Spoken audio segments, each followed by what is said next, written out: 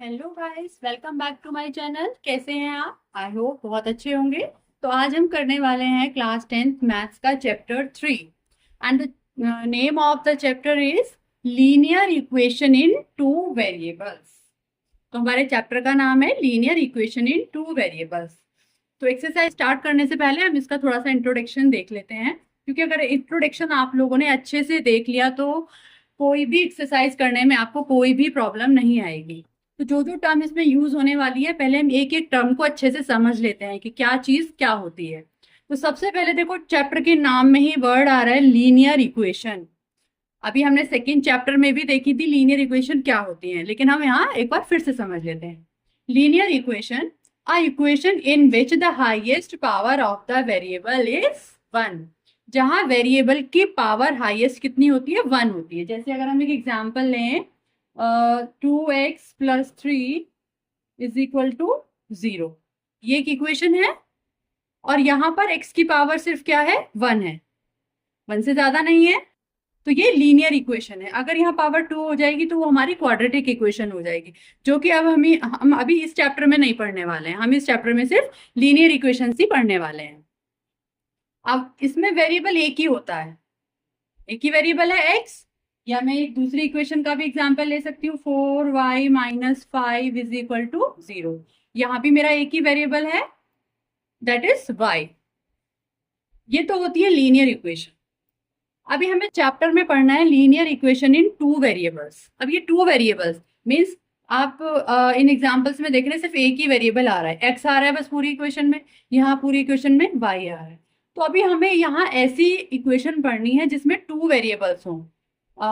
जैसे x और y दोनों एक ही इक्वेशन में आ जाएं, या कोई और टर्म दे रखी हो, पी क्यू में कोई इक्वेशन दे रखी हो, मतलब दो वेरिएबल आपको गिवन हो। जैसे कि एग्जांपल हम देख लेते हैं, कुछ इस टाइप की इक्वेशन होती है, ax+by+c इज इक्वल टू 0। ये इसकी जनरल फॉर्म होती है। a b c ये हमारी कांस्टेंट टर्म होती है, जैसे हमने लास्ट चैप्टर में भी पढ़ा है सब। x और y यहाँ पर हमारे दो वेरिएबल है, तो यही हमारी linear equation in two variables होती है। लीनियर इक्वेशन इसलिए है क्योंकि इसमें वेरिएबल की पावर क्या है? 1 है, और टू वेरिएबल्स इसमें हमें दिखाई दे रहे हैं, x और y। सबसे इंपॉर्टेंट चीज यहाँ जो है कि ये a और b कभी भी 0 नहीं हो सकते। वो मैं आपको समझाऊंगी कि अगर ये 0 हो गए तो क्या होगा। तो सबसे पहले लीनियर इक्वेशन का ही कोई एक एग्जांपल ले लेते हैं, जैसे 2x+3y इज इक्वल टू 0। ये सी, आप बोलेंगे कि मैम इसमें सी तो है ही नहीं, ax वाला भी टर्म है, by वाला भी है, c वाला भी नहीं है। मे बी यहाँ c 0 है, c 0 हो सकता है, बट a एंड b 0 नहीं हो सकते। ऐसे भी हो सकता था ये, ओके,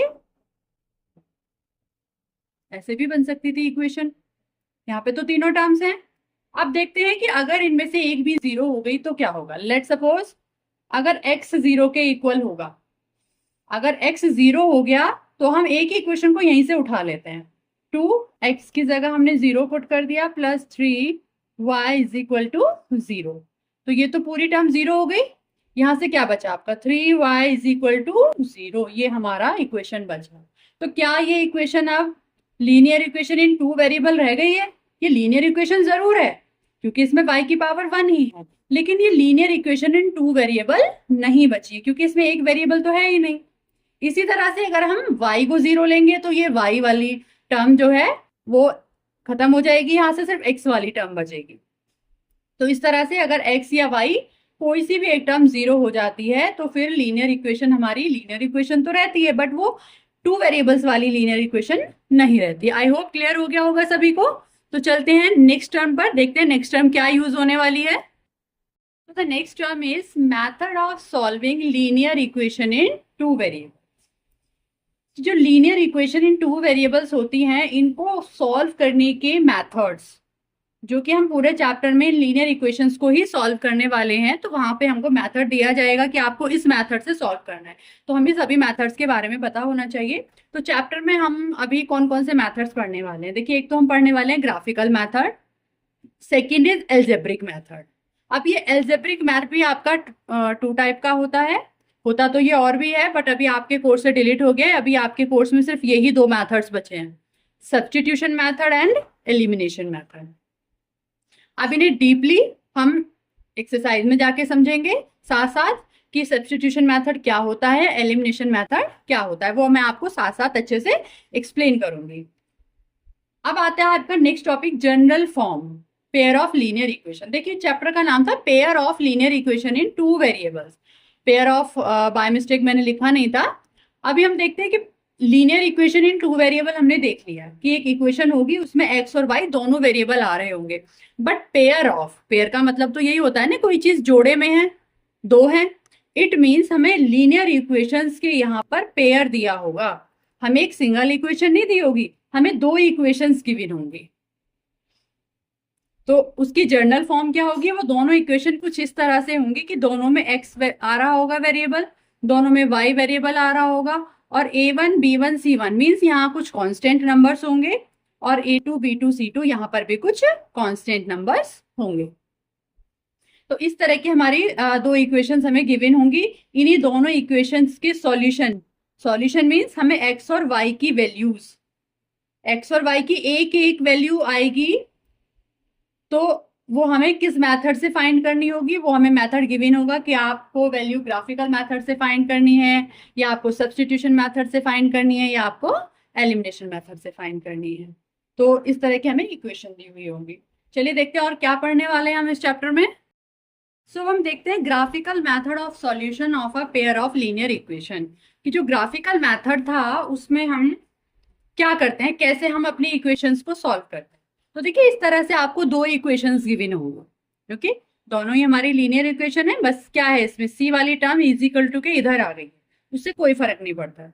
ओके, तो देखिए सॉल्व कैसे करते हैं। सबसे पहले आप एक इक्वेशन को उठाइए, हमने ये वाली इक्वेशन ली, -x+2y इज इक्वल टू -2। अब हम इसमें क्या करते हैं, हम इसमें से या तो x की वैल्यू फाइंड कर लेते हैं या y की, चॉइस इज योर्स, आप कैसे भी कर सकते हैं। सपोज मैंने क्या किया, मैंने x को इधर भेज दिया। हम कोशिश करते हैं कि चीजें पॉजिटिव रहें तो ज्यादा अच्छा है, एक्स वाई की वैल्यू पॉजिटिव अगर रहे, तो x को मैंने इधर भेज दिया, तो इधर तो x हो गया, और ये 2y इसके पास आ गया, 2y+2। अब मैंने x की वैल्यू यहाँ फाइंड कर ली है 2y+2।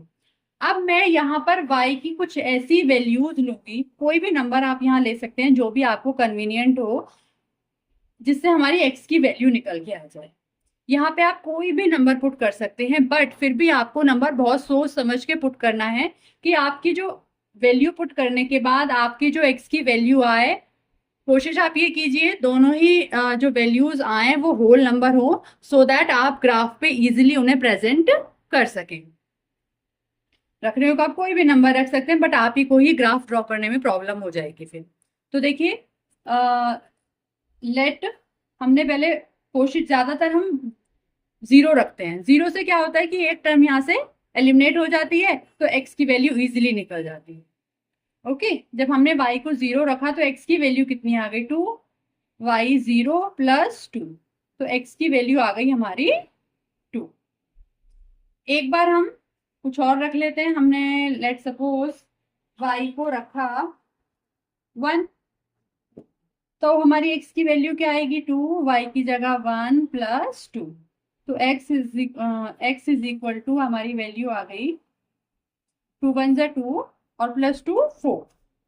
अब हम एक टेबल बना लेते हैं, हमारी जो दो वैल्यूज x की हैं और दो वैल्यूज y की, हम एक यहाँ पे ना छोटी सी टेबल बना लेते हैं इस तरह से।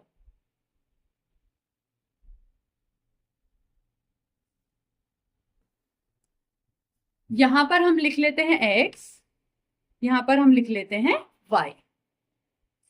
तो जो वैल्यूज हमने पुट की हैं, देखिए पहले हमने y की वैल्यू 0 पुट की थी, तो हमारी x की वैल्यू क्या आई थी, 2। फिर y की वैल्यू हमने 1 पुट की थी, तो हमारी x की वैल्यू आई थी 4। ये तो सॉल्यूशन हमने निकाले हैं अपनी फर्स्ट इक्वेशन के। इसी तरह से आप सेकंड इक्वेशन की भी एक टेबल प्रिपेयर करेंगे। आई होप क्लियर हो रहा होगा सभी को, कुछ टफ नहीं है। तो सेकंड इक्वेशन भी हमने एक बार यहाँ पे नोट कर ली, x - 3y is equal to 1। यहाँ से भी आप किसी भी एक वेरिएबल की वैल्यू फाइंड कर लीजिए। हमने x को इधर रखा 1 + 3y। अब फिर से हम y की वैल्यू एक बार 0 पुट करते हैं, तो x की वैल्यू क्या आएगी, 1 plus 3 into 0, it means x की वैल्यू आएगी आपकी 1। फिर हम y को सपोज हमने 1 पुट किया, तो x is equal to 1 plus 3 into 1, 3 1 जा 3 एंड 1 4, x की वैल्यू आई हमारी 4। क्लियर। फिर से हम इनकी एक टेबल ड्रॉ कर लेते हैं। ये वैल्यूज निकालने के बाद हम हमेशा एक टेबल ड्रॉ करते हैं। टेबल थोड़ी टेढ़ी हो गई, टेबल पे मत जाइएगा, टेबल के अंदर की डिजिट्स को देखिएगा। यस, यहाँ पे हमने लिखा x, यहाँ पे y। सो हमने y की वैल्यू 0 रखी थी, तो x की वैल्यू हमें कितनी मिली थी, 1 मिली थी। फिर हमने y की वैल्यू 1 रखी थी, तो x की वैल्यू हमें 4 मिली थी। ओके, तो अभी हमें टेबल्स मिल गई हैं। दोनों टेबल्स मिलने के बाद ये जो हमारे नंबर्स यहाँ हैं, इनको हमें ग्राफ पे पुट अप करना है। तो चलिए देखते कैसे करते हैं। सबसे पहले आपने इस नंबर को देखा कि y की वैल्यू 0 है और x की वैल्यू 2 है। 0 तो x हो या y हो, सभी के लिए यही होता है। तो y की वैल्यू 0 है और x की वैल्यू 2 है, यहां पर है। ओके ओके, एंड जब x की वैल्यू 4 है, x की वैल्यू 4 है, तो y की वैल्यू 1 है। जब x की वैल्यू 4 है तो y की वैल्यू 1 है, इट मीन्स ये पॉइंट। ओके, ये दोनों वैल्यूज पुट करने के बाद अब हम इसको लाइन को ज्वाइन कर देंगे। हमने लाइन को ज्वाइन कर दिया।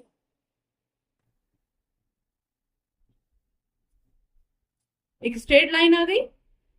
ये लाइंस हमेशा स्ट्रेट लाइन ही होंगी, लीनियर इक्वेशन है ना, तो लाइन ही आएगी आपकी स्ट्रेट।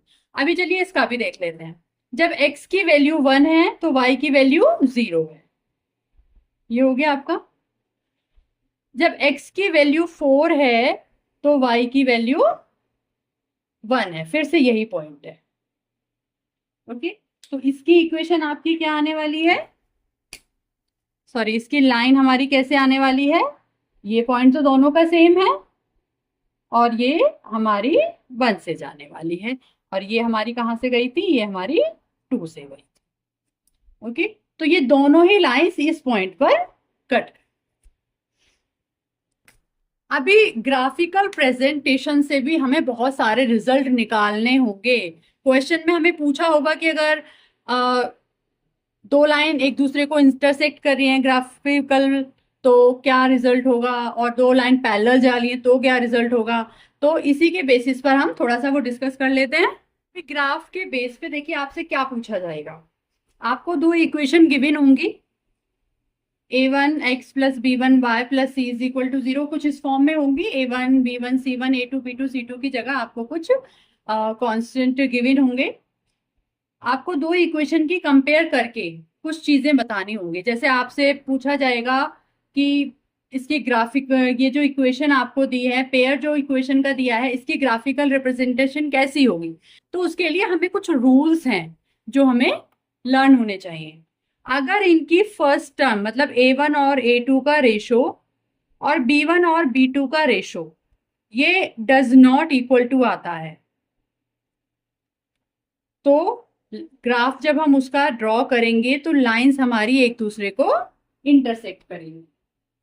और अगर हमसे उसके एल्जेब्रिक रिप्रेजेंटेशन पूछी जाती है कि अगर हम उसे एलिमिनेशन मेथड से या सब्स्टिट्यूशन मेथड से सॉल्व कर रहे हैं तो हमारे सॉल्यूशन कैसे होंगे, तो हमारा एग्जैक्ट 1 सॉल्यूशन होगा। तो आपको ये सभी कंडीशंस लर्न होनी चाहिए। ओके, अभी आपको आई थिंक नहीं एकदम से क्लियर हो रही होंगी चीजें, लेकिन जब हम एक्सरसाइज करेंगे तो जो चीजें अभी आपको क्लियर नहीं हो रही है, जब आप क्वेश्चंस इन पे बेस सॉल्व करेंगे तो आपको सभी चीजें क्लियर हो जाएंगी। तो आप अगर यहाँ से 20-30% भी गेट कर लेते हैं तो बाकी का आप एक्सरसाइज में जाके कर लेंगे। बट एक्सरसाइज में जाने से पहले थोड़ी बहुत नॉलेज हमें चीजों के बारे में होनी चाहिए। Next, a1 upon a2 does not equal to b1 upon b2 but equal to c1 upon c2। तो आपकी ग्राफिकल रिप्रेजेंटेशन क्या होगी, कोइंसिडेंट लाइंस होंगी, इंटरसेक्ट कर रही होंगी, और उसके बहुत सारे सॉल्यूशंस हो सकते हैं। And third is a1 upon a2 is equal to b1 upon b2 but not equal to C1/C2। तो ऐसी कंडीशन में हमारी लाइंस जो आएंगी वो पैरेलल लाइंस आएंगी और उसके सॉल्यूशन क्या होगा, उसका नो सॉल्यूशन होगा। तो इस तरह की कुछ इक्वेशंस आपको गिवन होंगी, आपको जस्ट आपको ये ग्राफ ड्रॉ करके दिखाने को नहीं बोला जाएगा, आपको सिर्फ उनकी टर्म्स को देखकर ही इन रूल्स के बेसिस पे बताना होगा कि उसकी ग्राफिकल रिप्रेजेंटेशन क्या होगी या उसकी अलजेब्रिक रिप्रेजेंटेशन क्या होगी। तो आपको ये तीनों रूल्स प्लस इनसे रिलेटेड प्रेजेंटेशन सब अच्छे से लर्न होनी चाहिए। आई होप सभी को चीजें क्लियर हो गई होंगी। बाकी जो भी मेथड है, सब्स्टिट्यूशन मेथड है, एलिमिनेशन मेथड है, जो भी और भी कुछ चीजें अगर रह जाती हैं तो जब एक्सरसाइज करेंगे तो मैं साथ साथ अच्छे से एक्सप्लेन करूंगी। तो अभी इंट्रोडक्शन वीडियो में इतना ही, मिलते हैं नेक्स्ट वीडियो में एक्सरसाइज 3.1 के साथ। तब तक के लिए बाय बाय, टेक केयर।